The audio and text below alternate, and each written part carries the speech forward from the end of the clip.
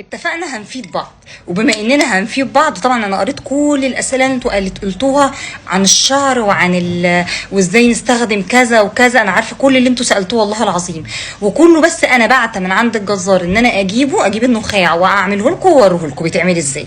المشكله بس ان انا بعت عشان اجيبه، فهنستنى شويه لحد ما اعرف اجيبه. الجزئيه الثانيه الحجر الاسود برده هو موجود عندي وممكن اعمل لكم الطريقه، بس هعمل الاثنين في فيديو واحد بحيث يبقى الفيديو ملم، يعني يبقى فيه كل الحاجات اللي انتوا سالتوني عليها مره واحده. تعالوا اقول لكم حاجه بقى مش بيقولوها خالص الميك اب ارتست، وبالذات بيقولها لكم بطريقه غلط. يعني مثلا دايما يقول لكم ايه، هاتوا تلجه واعمليها على وشك لحد ما وشك اعصابه تموت كده، وبعد كده تروحي حاطه الفاونديشن. طب ما يا جماعه، ما انا وشي ده عصب. العصب لما انا هوصل له كميه سقعه او تلج مره واحده، ما العصب ده هيتضر، وهتلاقي نفسك الجزئيه دي من دي بتترعش بسيط كده وانت قاعده. حد هيقول لك ايه ده انت شكلك زي مجهده، هتقولي ايه ده، عارفين زي نبض العين كده، هتلاقي فيه هنا رعشه بسيطه. وليه انا ليه اضيع نفسي اصلا؟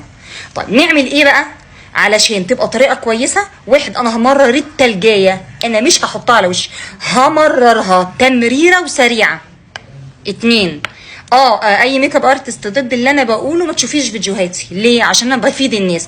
هتبقي عامله زي المدرس كده لما يحبش يقول على ملزمه معينه او كتاب خارجي معين عشان هو عايز يشرح والناس تجيله الدرس، فعمره ما هيديكي معلومه كامله. في النقطه دي هتبقي عامله زي دكتور الرجيم اللي مش عايز يديني برشام حلو عشان افضل اروح عنده واتابع طول الوقت. فانتي بالنسبه لي ككوافيره او ميك اب ارتست ما تتفرجيش عليا، سهله اهي. ومش عاجبك الميك اب في اخطاء الدنيا ما تشوفهاش، لان بلاقيكم بتعلقوا لي تعليقات بحس ان انتوا عندكم حاله نفسيه اقسم بالله. فتعالوا معايا بقى البنات، عندك علبه الدبابيس دي، بصي انا بعمل ساعات عليها كمان لزق الرموش عشان اعرف املك الرموش كويس. العلبه الصغيره بتاعت الدبابيس ما فيهاش تعب خالص. هتجيبي الفاونديشن اهو، هترشي هنا رشه اهي، بخه واحده اهي، بختين يا ستي عشان ما ازعلكوش.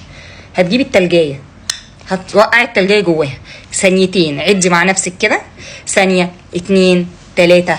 قبلها هبقى دي حطاها في طبق، والله بس سيح طبق، وهتبقي حاطه جوه تلج، وهتوقفي لي اللي انت بتوزعي بيها الفاونديشن دي فيها كده، وتفضلي موقفاها وعصريها كويس قوي، ومسحيها بمنديل من بره عشان الزيوت الخارجيه اللي فيها ما تضرش بقى ايه شكل الفاونديشن اهو.